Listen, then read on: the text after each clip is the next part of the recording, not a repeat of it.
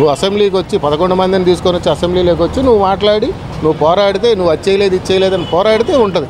నువ్వు పోకుండా నువ్వు హైదరాబాదు, బెంగళూరు, తాడేపల్లి 3 చోట్ల తిరుగుతుంటే ఏముండదు. నెక్స్ట్ టైం 11 కూడా ఆయన ఒక్కడే గెలుస్తాడు. అసలు అసెంబ్లీకి వెళ్ళకపోవడానికి కారణం ఏంటంటారు సార్ జగన్ గారు? భయం. ఎందుకని? ఇంతకుముందు వీళ్ళు చేసింది ప్రతీకారం తీర్చుకుంటారని భయం. వీళ్ళు ఇంతకుముందు టీడీపీ వాళ్ళు మాట్లాడినవ్వలేదు. టీడీపీ వాళ్ళ మీద కొట్టడానికి వెళ్ళేవాళ్ళు. ఒక ఆయన సెకనా అన్నాడు. అందుకని భయం వాళ్ళు ఏమంటారు అని. అది ఫేస్ చేసే ధైర్యం జగన్కి లేదు. దానివల్లే వ్యతిరేకత వచ్చిందంటారా ప్రజల్లో? అంతే. అంటే పచ్చడి చెట్లు ప్రగతికి మెట్లు అని చెప్పేసి ఇంతకు ముందు ఉండేది. చెట్లు బాగుంటే వాతావరణం కూడా బాగుండదు. వీడు వస్తున్నాడంటే చెట్లు కొట్టేసి డేరాలు కట్టి, భవానీపురంలో మేము చూసాను, డేరాలు కట్టి రోడ్డుకి డేరాలు కట్టేసి ఎవరిని రానియకుండా ఆయన సీఎం ప్రోగ్రాం ఉంటే ఆ రోజు మేము రోడ్ల మీద కూడా తిరుక్కున్న పరిస్థితి. దానివల్ల వ్యతిరేకత. ప్రోటోకాల్ అంటున్నారంట సార్ వాళ్ళు. ఇప్పుడు ప్రతి సీఎంకి ప్రోటోకాల్ ఉంటుందిగా. సీఎం కూడా మనిషేగా. ప్రతి సీఎంకి ఉండదు. అందరికీ ఆ విధంగా ఉండాలంటే అటు కుదరదు. ఇప్పుడు ఉన్నప్పుడు అట్లాంటప్పుడు ఏంటంటే తక్కువ టైం చూసుకోవాలి, వెళ్ళాలి, సెక్యూరిటీ ఎక్కువ పెట్టుకొని వెళ్ళాలి. అంతేగాని జనాలు రోడ్డు మీదకి రానికుండా చేస్తే ప్రాబ్లం ఇట్లానే ఉంటుంది. వాళ్ళ కుల సర్టిఫికేట్ ఏంది, నీ బొమ్మ ఏంది, పొలం రాళ్ళు అద్దురాళ్ళ మీద నీ బొమ్మ ఏంది. అద్దురాళ్ళు ఎప్పుడు నుంచి చూసా, ఎంతమంది ముఖ్యమంత్రులు చూసా. నాకు 63 సంవత్సరాలు. నేను చాలా మంది ముఖ్యమంత్రులు చూసా. మరి ఎవరు వాళ్ళు బొమ్మ వేసుకోవాలా? సర్టిఫికేట్ ఎట్టుంటే అట్టాగే ఇచ్చారు. ఈయన ఎందుకు వేసాడు? 700 కోట్లు పెట్టి అద్దురాళ్ళ మీద బొమ్మలు ఉన్నాయంటే ఆయన పిల్లల బుక్కుల మీద ఆయన బొమ్మలే వస్తున్నాయి. సరే అవి ఇచ్చారు. బూట్ల మీద బ్యాగుల మీద ఆయన బొమ్మలే వచ్చింది. ఎవరు డబ్బులు అయ్యి ప్రజల సొమ్ము మేము కట్టే ₹10 పన్ను నువ్వు నీ బొమ్మ వేయటమైంది వేయకూడదు కదా. చాలామంది వాళ్ళు నాన్న చేశాడు ముఖ్యమంత్రిగా. కోట్ల విజయభాస్కర్ 6 నెలలు ఎంజాయ్ చేశాడు. చాలామంది చేశారు. చాలామంది ముఖ్యమంత్రులు చూసాం మేము. ఎన్టీ రామారావు గారిని చూసాం. దాడులు ఏం జరగట్లా. వాళ్ళు ఉండగా జరిగిన దాడులు ఏం జరగట్లా. ఇవన్నీ ఏంటంటే దాడులు జరుగుతుంది చెప్తున్నారు. ఏడా చెప్పు అడిగారుగా. దాడులు ఏ ఊర్లో జరిగినాయి లిస్ట్ వాళ్ళ మీద కేసులు పెడతా ఉన్నారు.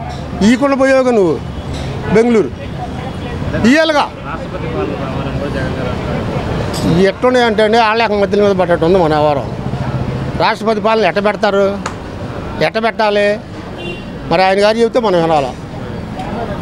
ఇక్కడేమన్నా రాష్ట్రం అల్లకొల్లాలకు జరిగి ఈ ఇబ్బందులు పడుతుంటే రాష్ట్రపతి పాలన పెట్టాలి. అది గెలిచి 2 ఏళ్ళు కూడా కాకపోతే నువ్వు రాష్ట్రపతి పాలన మంగళగిరి తిరణాలంటే ఎట్ట కుదిరిద్దంటే అది పద్ధతి కాదు కదా. చూడు 6 నెలలు చూడు. నువ్వు చంద్రబాబు నాయుడు గారు చెప్పినవన్నీ నువ్వు ఇవ్వతే నెలయి. అది సబాబు. నువ్వు వెళ్ళి బెంగళూరులో కూర్చొని తాడేపల్లి ప్యాలెస్ అయిపోయింది, బెంగళూరులో పోతాడు. మళ్ళీ ఎట్టెత్తారు? 18 సీట్లు ఉండాలి నీకు ప్రతిపక్ష హోదా వేయాలంటే. నీకు వచ్చింది అంతా 11. నీకు ఎట్టెత్తారండి చెప్పు. అంటే ప్రజల్లో ఇంత వ్యతిరేకత రావడానికి కారణం ఏంటంటారు? ఈయన చేసిన పథకాలు, ఈయన చేసిన 5 సంవత్సరాలు భయంతో బతికాం మేము. ప్రతి ఒక్కరికి లబ్ధి చేకూర్చామంటున్నారు కదా. బతికామంటే పోలీస్ స్టేషన్కి వెళ్ళినా మన కంప్లైంట్ తీసుకునే వాళ్ళు కాదు. వైసీపీలు దాడులు చేసినా కంప్లైంట్ తీసుకోవాలి. 5 సంవత్సరాలు భయంగా బతికాం. ఇప్పుడు కొద్దిగా ఫ్రీగా వచ్చాం, తిరుగుతున్నాం. ఏం మాట్లాడినా రేతి తీసుకెళ్ళేవాళ్ళు, తెల్లారు పెట్టేవాళ్ళు పోలీసులు. మరి ఇలా పరిస్థితి లేదుగా. జనాన్ని అందరికి తెలుతుందిగా, నాకే కాదుగా. శాంతి ఎర్నాలా. అదేవిధంగా కేంద్రం కూడా 15,000 కోట్లు అమరావతి డెవలప్మెంట్ కోసం ఇచ్చారు. అప్పుగా అది అప్పు తేటమే. ఇప్పుడు జగన్ 11,000 కోట్లు 12,000 కోట్లు అన్నాం. ఈయన 15,000 కోట్లు కూడా అప్పే జగన్ చంద్రబాబు నాయుడు తెస్తుంది. దానికి వడ్డీ ఇవన్నీ కడితే మన మీద భారాలు పడతాయి, పన్నులు పడతాయి. అంటే రాష్ట్రం అభివృద్ధి అయ్యే అవకాశం ఉందంటారా? అభివృద్ధి అయ్యే అవకాశం ఉందంటారా రాష్ట్రం అమరావతి వల్ల? అన్నాడుగా, పరిగెలెత్తిస్తానంటున్నాడు, అమరావతి చేస్తానంటున్నాడు, పోలవరం చేస్తానంటున్నాడు. అది అంటే 5 ఏళ్లలో కూడా పోలవరం పూర్తి చేస్తామని కూడా చెప్పుకొచ్చాడు. చేస్తానంటున్నాడు. చూద్దాం, ఇంకా టైం ఉందిగా. అంటే చంద్రబాబు గారి మీద మీకు నమ్మకం ఉందా? నమ్మకం ఉంది. మేము చంద్రబాబు పార్టీ కాదు ఉండా చెబుతున్నాం. ఏదే నమ్మకం ఉంది. చూద్దాం. 5 సంవత్సరాలు జగన్ కన్నా పర్వాలా, 100 రెట్లు పర్వాలా. చూద్దాం. అదేవిధంగా పవన్ కళ్యాణ్ గారి గురించి చెప్పాలంటే మీరు ఏం చెప్తారు బాబాయ్? పవన్ కళ్యాణ్ కూడా పర్వాలా, మంచిగానే చేస్తున్నాడు. చూద్దాం ఏం చేస్తాడో ఏందో. వాళ్ళు చెబుతున్నారు ఎక్కడ చూసినా డబ్బులు లేవు అంటున్నారు, ఏ శాఖ చూసినా డబ్బులు లేవు అంటున్నారు. మరి ఎట్టా రేపు మళ్ళీ పింఛన్ వేయాలా? రేపు పింఛన్ వేయాలి 4,000. ఆయన 5 సంవత్సరాలు పట్టింది 1000 రూపాయలు పెంచడానికి. ఈయనేమో మొట్టమొదటి ఇచ్చేసాడు 3,000. వెనకట 3 నెలలు కూడా కలిపి 7,000 ఇచ్చాడు మొన్న మాకు. పింఛన్ వస్తుంది నాకు ఏదే. మరి ఇప్పుడు 4,000. ఇవన్నీ సర్దేసుకోవాలా, ఇచ్చుకోవాలా, డబ్బు లేదు, అంతా లూటి వ్యవహారం. నిత్యావసర ధరలు కూడా తగ్గించి ఆ సామాన్యుడికి అందుబాటు రేట్లోనే తీసుకుంటాం. అందుబాటులో లేవు. 500 కాగితం ఈ వరకు 500 కాగితం తీసుకొచ్చి మార్కెట్కి వస్తే మోసిన వచ్చినాయి. ఈ అలా సంచిలోకి రావట్లే 500 కాగితం డబ్బులు. ప్రతి కూరగాయలు 50 పైన ఉన్నాయి. కూరగాయలు కానీ నూనె ప్యాకెట్లు కానీ ఏ చూసినా రేట్లు కానీ ఉన్నాయి. మరి వీళ్ళు ఇవన్నీ చేయాలంటే పన్నులు పెంచితే ఇంకా పెరుగుతాయేమో. కొద్దిగా చూడాలండి మనం. అంటే ఈ 5 ఏళ్ళు ఎలా ఉండబోతుంది అంటారు? గత ప్రభుత్వం కింద మెరుగ్గా ఉండిద్ది అంటారా? బాగానే ఉంటుంది అనుకుంటున్నాం. జగన్ అనే దొంగ మాత్రం దయచేసి ఆడు ఏం చేసినా ఇంకా అవకాశం లేదులేండి. ఇంకా ఆయన సెంటర్ జైలుకి వెళ్ళిపోవడమే తప్పదు. ఈ దొంగల ముఠాన్ని అందరినీ కూడా ఆ కొడాలని బూతురు మంత్రి వీళ్ళందరూ 3 మంది ఉన్నారు 420. వీళ్ళందరినీ కూడా అర్జెంటుగా చంద్రబాబు నాయుడుకి మేము చెప్పేది అయితే ఒకటే, ఇటువంటి వాళ్ళు ప్రజల్లో ఉంటే చాలా ప్రమాదకరం.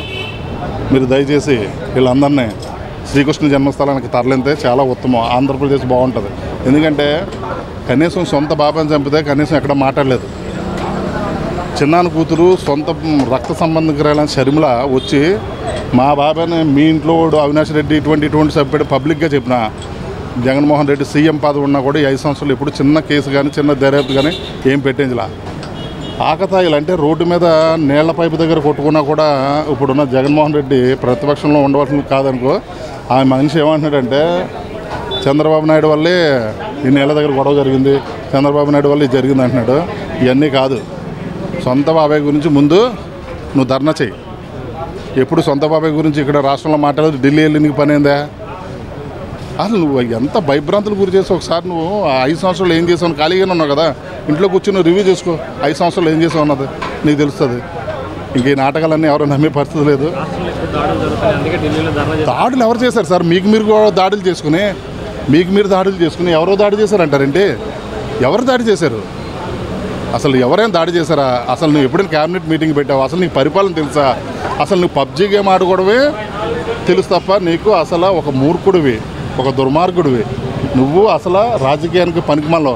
ఆ మహానుభావుడు ఎవడో రాజశేఖర రెడ్డి తప్పుజారి పుట్టావు నువ్వు ఒక వాస్తవంలో చెప్పాలంటే. అసలు నీ తల్లి కొడుకు ఎంత దుర్మార్గుడు అంటే తల్లికి ఏమింటుంది? కనీసం తల్లి నిన్ను విధులు పారిపోయింది బాబా అమెరికా. నీ ఇంట్లో చెల్లి చెప్తుంది. అయినా ఇంకా రాష్ట్ర ప్రజలు ఇంకా గుడ్డుగా ఏంటో చేయాలని చెప్పి చూస్తున్నా ఉన్నాం. అదే ఏమండి ఒక విషయం చెప్పినా, విభజించి పాలించి కులాలను ఒక డిఫరెంట్గా విడదీసి కుల నాయకులను కొంతమందిని తయారు చేసి ఇటువంటి రాజకీయం చేశాడు. ఇప్పుడు చేసేది కొంతమంది ఉన్నారు అమాయకమైన ప్రజలు.